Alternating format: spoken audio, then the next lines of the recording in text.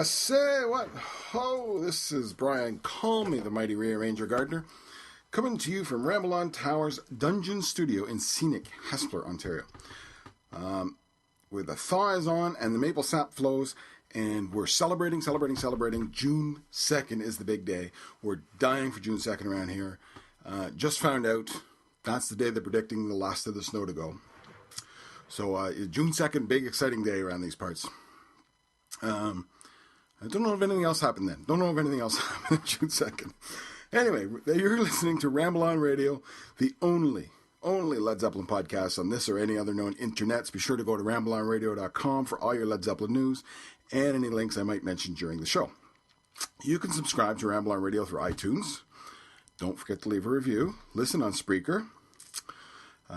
Be sure to follow Ramble On Radio on Spreaker or check it out at I Am Brian Dammit on YouTube. Also, follow Ramble On Radio on Facebook, Google+, and at Ramble On Blog on Twitter. Nailed it. Episode 50, I nailed that whole bit. Episode 50 it took me. This is it. This is the big celebration episode, and we're not really doing anything fancy. We're just not doing anything fancy. Mostly because time is tight, and it takes time to do things fancy. And there's so much to talk about this week. There's so much on my list. I mentioned I'm the mighty rearranger because I have spent all week rearranging this podcast. I had one thing in mind, then the second thing comes up, then the third thing comes up, and we're kind of roll all three of them. It's fundamentally going to be about John Paul Jones' Minibus Pimps album, which I have here. You could see if get closer to the microphone, you can see it.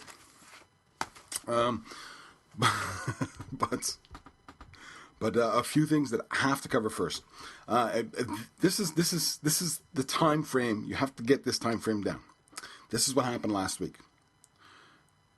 On Wednesday, I recorded this podcast.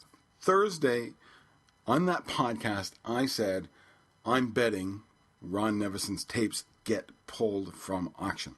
On Thursday, I released that podcast. On Friday, tapes are reported by James Cook at Led Zeppelin News, who's had a big week, as no longer at auction. That's right. Jimmy Page listened to this podcast, sick his lawyer, Satan LLB Esquire, on Ron Nevison, after listening to me suggest it on this podcast. It's the only explanation that makes any sense whatsoever. And look, the reality is legalities be damned here. I talked last week about who legally owns the tape, and very possibly Ron Nevison has an appropriate claim to sell that tape. But legalities be damned. When you're Jimmy Page, you have Jimmy Page's finances, resources, and you have Satan, LLB Esquire, for your counsel. You can't fight that if you're just Ron Nevison. You know, what's Ron Nevison got in the bank? I mean, money, I'm sure. I'm sure he's not poverty-stricken, but he's not got anything like the kind of, you know what I mean? It would bankrupt the guy probably to make what? A few $1,000s? So that's it. Those tapes are gone. Probably not to be seen again. Possibly, Jimmy's bought them. Possibly Jimmy contacted him and said, look, we'll do this the easy way. Possibly did the hard way. Depends. I gathered through the years, I've heard of you. I don't know that they like each other very much. I think there was some problems on the Physical Graffiti, right? That he kind of blamed, Jimmy kind of blamed Nevison. And you just kind of get this suggestion that maybe they weren't the best of friends. So who knows if the thing went nicely or not, but that's that. But it is, they're gone. You can no longer buy those Physical Graffiti. So I'm glad I kind of talked about them last week, because there's really not much to say this week.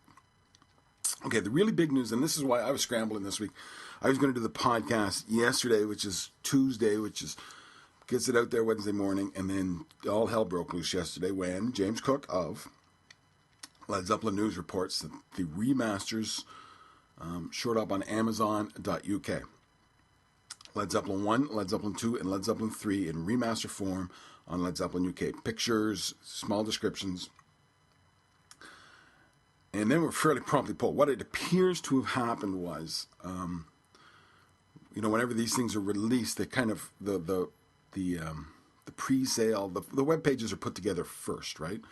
But they don't go live with them. They don't link them live. Somebody seemed to have accidentally linked it live or may have just been testing the link, and James caught it really fast Maybe it was live for half an hour intentionally to test everything out, and which is very conceivable. And in that half an hour, James caught it. Whichever it is, the 3 albums were seen. There's going to be vinyl.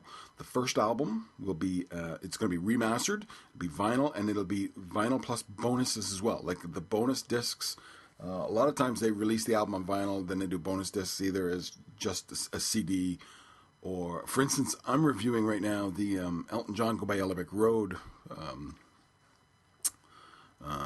deluxe edition. I got sent that by Universal, I think it was.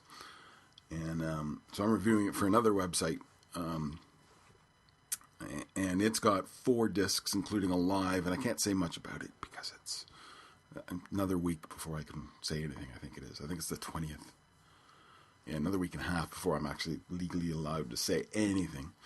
So I'll just tell you, I have it, I'm reviewing it, but as far as I can tell from looking at the stuff, the album itself will be different. Will just be the album, the LP, vinyl. Whereas the CD is a 4 CD set. I think with the DVD in there too.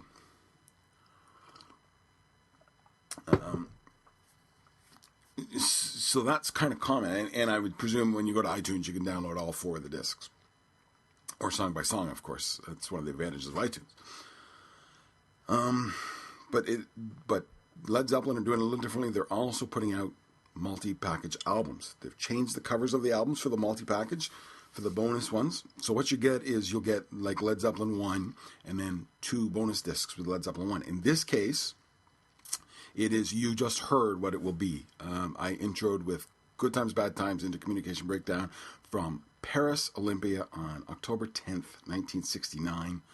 And that concert, it was broadcast on FM radio. And it appears that is what, let's put in the picture that we saw, that's what was showing. So it's presumed that that picture is accurate, that that's the album that we're getting the 1969, October 10, 1969 concert as the bonus material for the first album.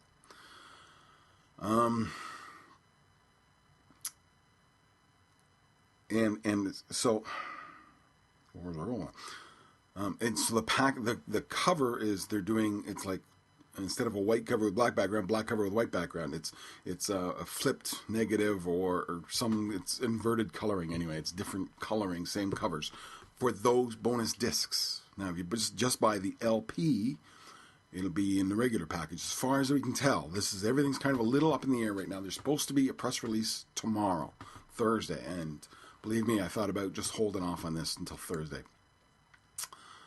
But I wanted to do the John Paul Jones anyway, and I thought I may never get another chance to do it. This may explode into 3 weeks worth of stuff, right? So,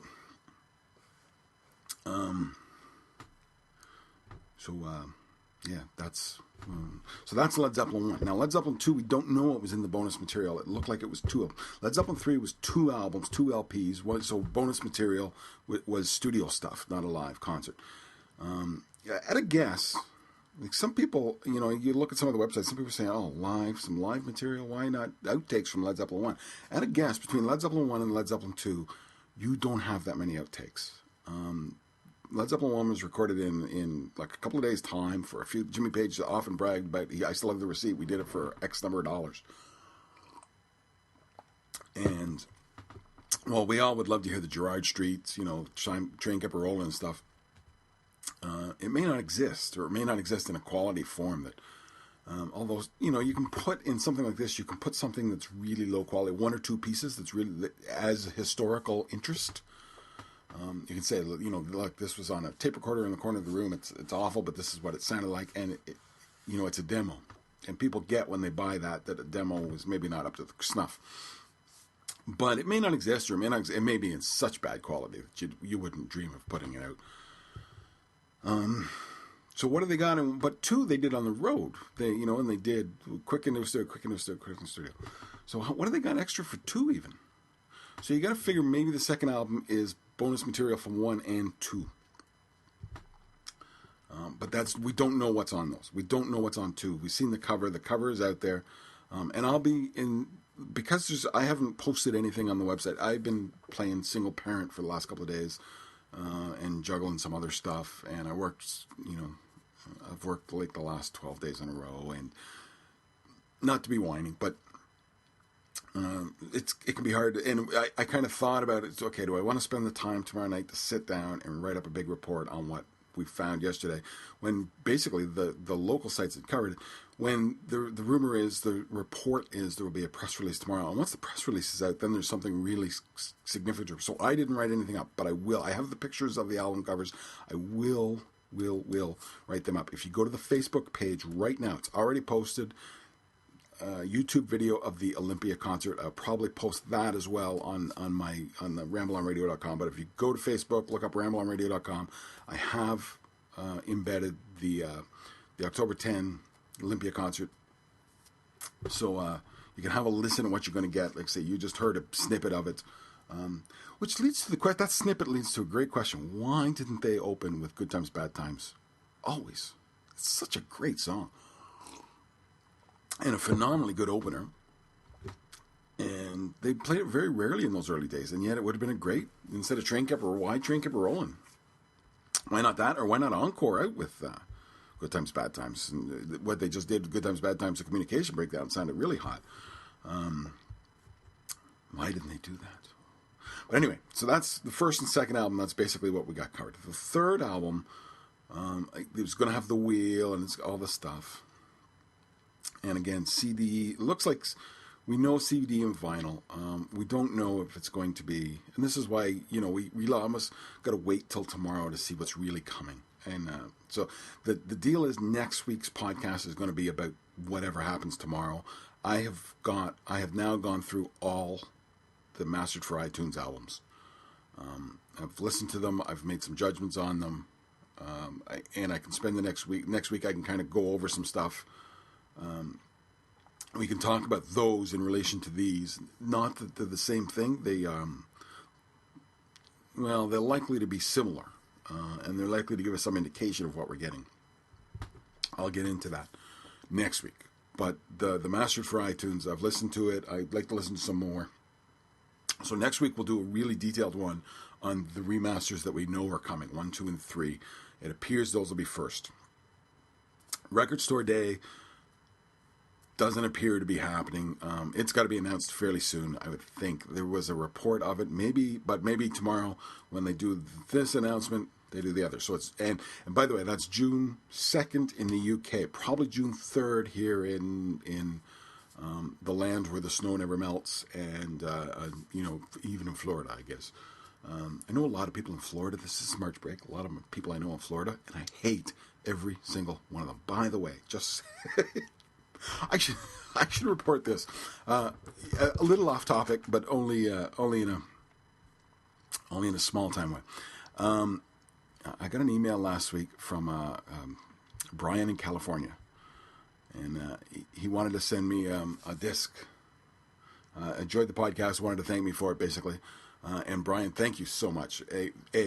Thank you, just thank you. It's so generous of you, and it's not expected. But I'm looking forward to it. It's a disc of some outtakes and whatnot that he had. And he mentioned maybe you can listen to it shoveling snow. And I thought about you a lot today, Brian, because I was out shoveling snow again. We had 2 days where it got warm, and then it just, oh my God, it snowed today. But he also, he was telling me they did a Zepp-themed birthday party for his uncle's 50th birthday. And he made...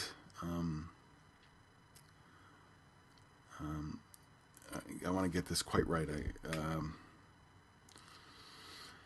The sigils out of steel, handcrafted. It looks great. It does look great, Brian. And then I gotta see now. I'm losing it. They also had the suit. They get the suit from In Through the Outdoor, and somebody burning the letter at the bar as he walked in the door. And the suit looks great. I could get one of those suits. That looks great. And he also made he apparently is handy because he also made a Zeppelin. But anyway, he commented on the snow, and I guess I'm talking too much about this. But I wanted to thank him as well for offering to send that stuff. And I'm looking forward to it. And I wanted to shout out to you, Brian. Where the heck was I? Where was I? Oh boy, I got sidetracked there. So yeah, we don't know what's coming in terms of high def, in terms of audiophile stuff. Is there going to be a DVD-A, which there was for Celebration Day? All the little details have to come out. Furthermore, it's likely only 3. Oh yeah, Record Store Day is what I was talking about. They may announce something for Record Store Day tomorrow too. Hopefully not one of the albums in a limited edition or something. That would be a pain in the ass. I posted, I think I mentioned last week, the Yardbirds one from the Glimpses box set, and it's got the single of White Summer, and it's got Live Days of Confused, and they're releasing 200 in the U.S. That's it. Just not good enough. And I hope they're not doing something like that for Record Store Day. They're going to drop something for Record Store Day, drop something that people will go and buy. We have a chance to go buy. That's what I hope. So I'm actually hoping they do a single or two, something like that. Communication Breakdown is a single.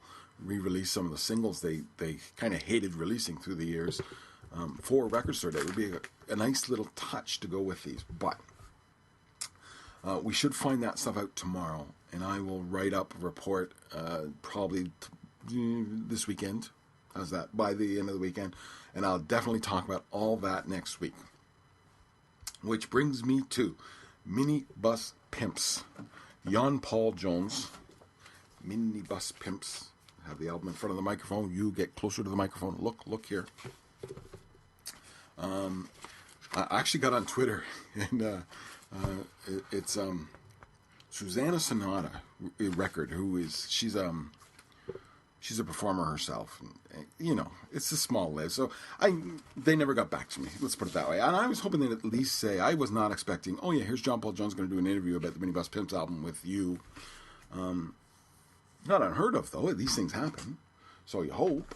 But no, I wasn't expecting it. But I was hoping they would say, here's a few clips so I could reasonably...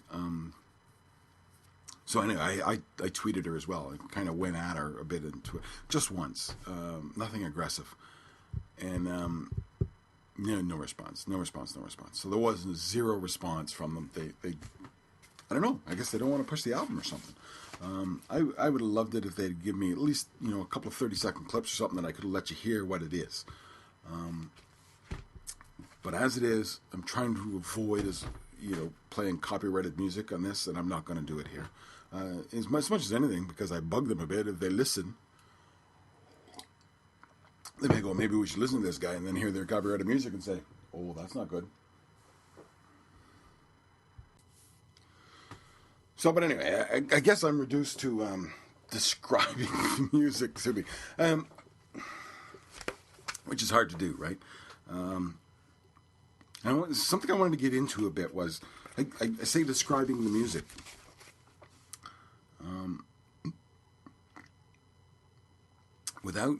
I think I've kind of gone down this road before, and so without being dismissive of what this is, without being condescending, all those sorts of things, I ask, is it music? It is a soundscape. It is a noisescape. It is it's a lot of things. But is it music? And it's probably a question, in musicology departments at universities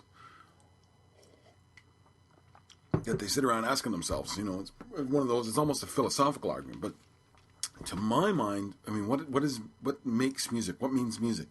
Melody, harmony, rhythm. If you don't have one of those, do you still have music? Because this does not have one of those. Any one. Now, arguing, but there's arguments to be made there. For instance, if I ring a bell and you smash a phone against a desk and, and we turn on a computer printer, I'm just kind of looking around my room, there's 3 different pitches going on there, and so is there harmony? But I would say it's accidental harmony, and there's not a harmonic structure. There's not any kind of thought out harmonic structure to it. The same goes for melody. There's no, when I've been in classical guitar recitals or classical guitar, people play and then the guy critiques them. They always talk about the melody being something you could sing. So I think a melody in that term there's a line there that can be sung. There's nothing like that here. There's not even really rhythm. There's just it. Although there are times, there's times when there's like you can clearly hear it's a bass, but it's not quite sounding like a bass. Going boom, boom, boom, boom, boom, boom, boom. But mostly it's just really kind of noise and sounds and coming in and going out and waving out. And so it's an interesting discussion, and I don't know that it's really. And I wonder if I would love. I do wish Jones or even Helga Stan or somebody involved with the project had to come on the show. It would have been a discussion I'd love to have with them. Is it music, or what is it if it isn't? 'Cause it's a good question. Or it's not a good question. Maybe it's it's just Christ noise, Brian. It's noise. But I'm trying not to treat it like that. And it's. I have to tell you the truth. I listened to it once at home, and I kind of mentioned I listened to it, and my daughter. I listened to it at work. I burned it, or I ripped it, and put it on my MP3 players at work, and I do a manual, physical job. I'm in a car factory, and I just kind of run a machine, right? And I'm standing there going with my little machine, and I had my headphones on, and I played it. And it was not. It was not just noise. All of a sudden, it worked in that environment. It kind of made some sense to me. I don't know how else to say it. Now I'm not going to say, oh yeah, I've listened to it 6 times since. I'm hooked. I'm hooked. On I got to get the sounds. I'm hooked on. Super Bolt or Black Aurora Part 3. Oh, wow. You got to hear this, guys. But it was not. It was quite interesting to me. And conversely, last night I was working. I'm building a ukulele for my daughter for Christmas. And when I say I'm behind my time, that's what I mean by I'm behind my time. I'm building her ukulele it's March. Building her ukulele for Christmas, but I just have not been able to get. And I'm last night I was bending the sides, and it doesn't help that it was really cold, and I work in my garage, so that's why. By the way, I didn't get it done before Christmas, so I said I'll get it done for you. But it's been so cold that I only get out there sporadically. But that's another story. That's my excuse. That's all that is really. And yes, Brian, bitching about the cold again. But so I put on Jimmy Page's Lucifer Rising. I wanted to listen to Lucifer Rising as to contrast this one. I kind of wanted to get them both in my head because they're both avant-garde albums. They're both on the same kind of lines. And well, the truth be told, it's not like I own a third avant-garde album. So it's not. I don't. What can I say? Actually, other than like Helga Stan and his band Super Silent, I don't think I would know another avant-garde artist. Yoko Ono, I guess. I don't actually own any of her stuff. But anyway. And my impression of that before I put it on was that it was going to be calming, relaxing in a way. And I think it was. But anyway, I was bending the sides and I had it on. And it's got that kind of drone sound and stuff coming in and out. And I noticed that it was really deeply focused on what I was doing. Like the music was there and it was playing, but my mind had focused in on what I was doing really well. And I think the soundscape that Jimmy Page created, Lucifer Rising, was helping with that. And Steve Sauer, if you're on for Bad Shoulders Only, Steve Sauer posted about this album. Kind of said he likes avant-garde. He listens to this sort of stuff, and it's calming. And he kind of lays down, and puts him to sleep. And that's and his impression. He didn't think the Minibus Pimps would do that, and I agree. And this is kind of where I wanted to go with it. Really, this is. And I remember the quote quite wrong, but I'm going to grab it out anyway. William S. Burroughs interviewing Jimmy Page. And he talks about, I really enjoyed the concert. I think it was quite really in common with Moroccan trance music. Important. Yes, yes. I wondered if you consciously were using any of that. Well, there is a little of that on a particular track, Kashmir. The lead bass on that, even though none of us have been to Kashmir. So anyway, he's talking about the Morocco trance music. And he's talked at other times about the drone, the sound of a drone. And he likes the drone sound. And Kashmir has the drone sound. And White Summer kind of has a drone sound. And, they use it on Page and Plant. Nobody's Fault But Mine. They use a drone, bring it in. And the idea behind the drone is that one sound. And I had to explain this to our drummer when I was playing in a band last year. Well, about 2 years ago, actually. I forget what song we were doing, and he was going, that's kind of a odd-sounding way to do the song. And I was saying, no, the idea is it's a drone, and that rolls right through. I forget what song it was even.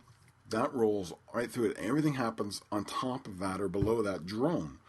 And it's meant to be trance-like. It's meant to put you in a trance-like state. And that's what Lucifer Rising is. He's got that one kind of sound that runs through it, and then he brings in, but it's, the argument that is it music? Well, there's identifiable melodies that run through it. There's identifiable rhythms that run through it. There's not necessarily a rhythm and a melody, but there's identifiable ones. So it's closer to what would be music, by the definition I used earlier. But I really tranced in on what I was doing. I think my impression of the Minibus Pimps album is it's the opposite of that effect, that drone trance-like effect. It's designed to put you on edge. It's designed to stress you. It's designed to make you feel, clench your fists and kind of grit your teeth a bit. Not angry, but aggravated or stressed or... And the point isn't, we want this guy to be we want this guy to leave our concert pissed off. But it's creating a physical reaction with sound. And William S. Burroughs talks about that in the Jimmy Page interview with using undersound. And I've closed the book up. So let's, think I can find it quick? Ooh, look how fast I found that.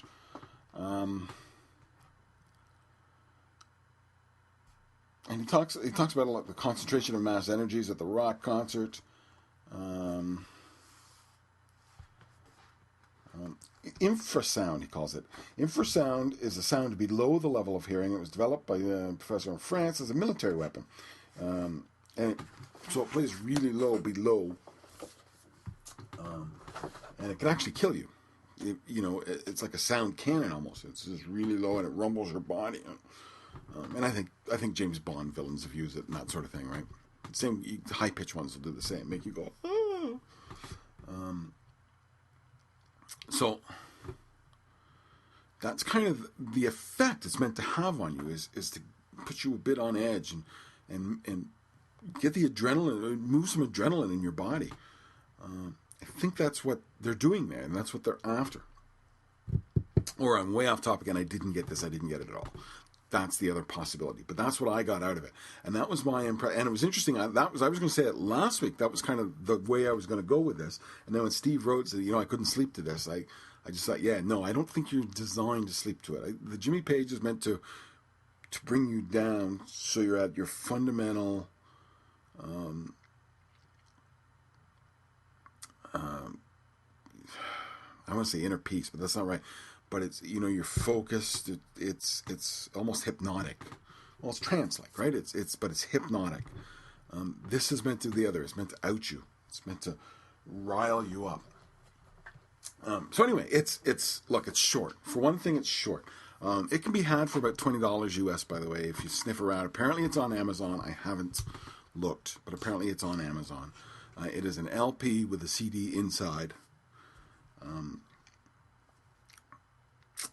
But it's 7 tracks, 26-minute running time. So 13 minutes aside. It's not long by any stretch of the imagination. And it probably couldn't take 40 minutes because it is, even they say it's noise, or it's, what was they had a term for it, but it's basically, it's noise. So anyway, so side one, this as and Steve was commenting that side one on the album is actually one long song. There's no dividing track lines, and I didn't look actually. I gotta see. No, I disagree with that. There's a definite definition on the album between the tracks. Definite definition there. So no, it's divided up into parts 1 to 4, Black Aurora, and each one is different. Each one is a little different. Side one, Black Aurora, part 1. It's kind of got the rumbling bass and then building keyboardy thing, and it sounds very much like the intro to In the Evening, except it's 3 minutes 53 seconds long, and at no time does the snare drum come down and they start into the melody song. It just kind of does that.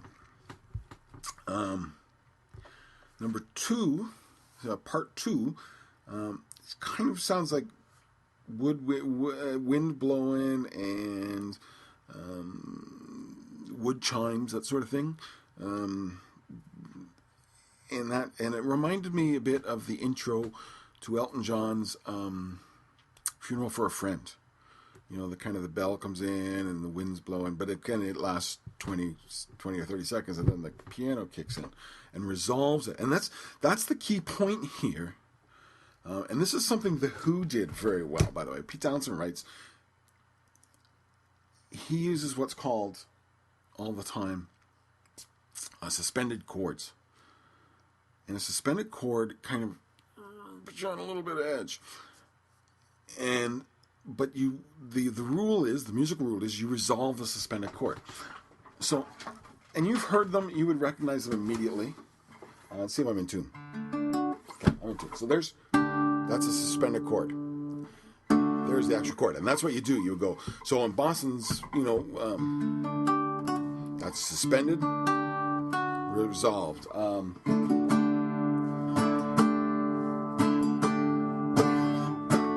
So there you go. Suspended, regular, suspended. And this last chord is, and that's all on a D, by the way, is resolved. And that's, Pete Townsend liked to just play them and never resolve them. And when you do that, you create kind of a stress and you never release it. And it's what made The Who's music sound angry. And this is kind of the same thing. They create the stress, and they never release the stress. They never, there's never that moment. Which like in the Elton John, when that piano kicks in, it's gorgeous. And it's gorgeous in part because it's contrasting with the bell and the wind, and then just, it rises over it, and it resolves that sound. Black Aurora Part 3, 352 on the second one, 336 on the third one. Sounds like a broken mandolin is what, and I don't even remember what but it sounds like a broken mandolin. And I suspect he's playing it and it kind of crunching, or the strings are, I don't remember why I wrote that, but that was my impression. And Part 4 sounds like a space movie.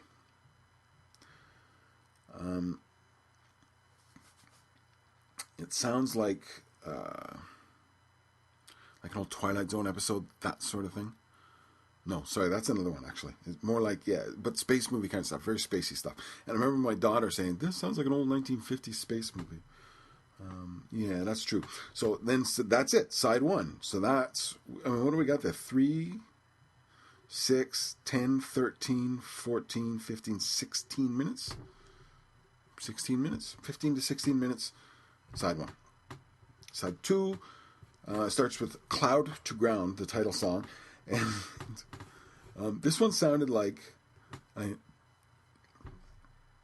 we talk about the drone, a monkey organ grinder gives a drone-like thing. And that's what this sounded like.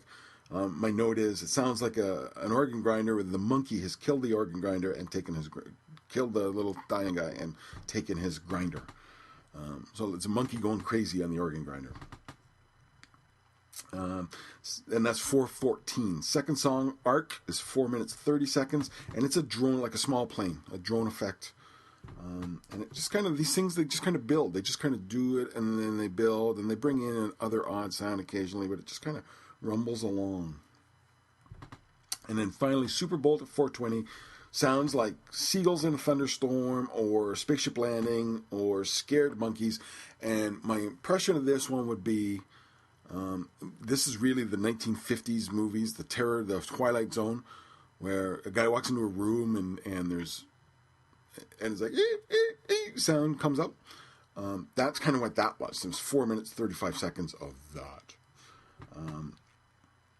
So that's side 2. And that's what, 4, 12, 13 and a half minutes.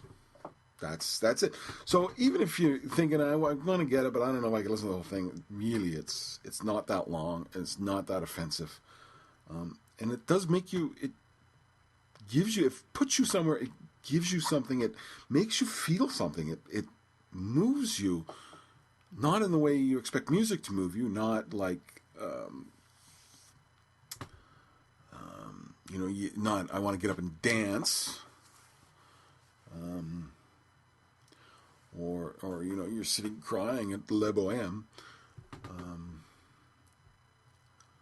Pagliacci singing Le Bohème, it's not like, it doesn't move you that way, but it moves you, and it's a physical feeling it gives you. And I'm surprised to say, oh dear God, I'm expanding my horizons. Oh, I'm surprised to say I think there's room for it. I mean, obviously, if you like it, there's room for it. But you know what I mean? I can see listening to this, and I can see, I think for the first time ever when something like this, I can see where somebody might enjoy it.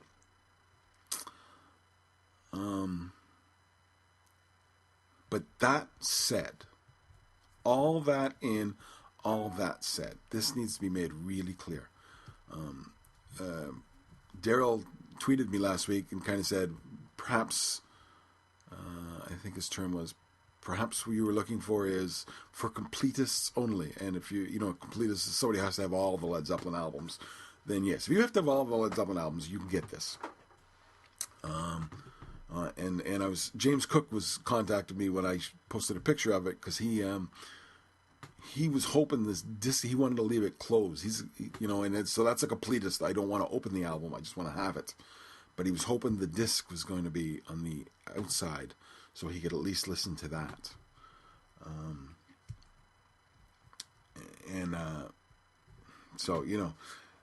That's a completist. Completist has to have it anyway. Maybe they'll never listen to it. Now, I'm not going to listen to it all the time. Just like I'm not going to listen to Lucifer Rising all the time. But again, I was surprised at how effective it was, what I was doing. And I could see it going on again, both of them.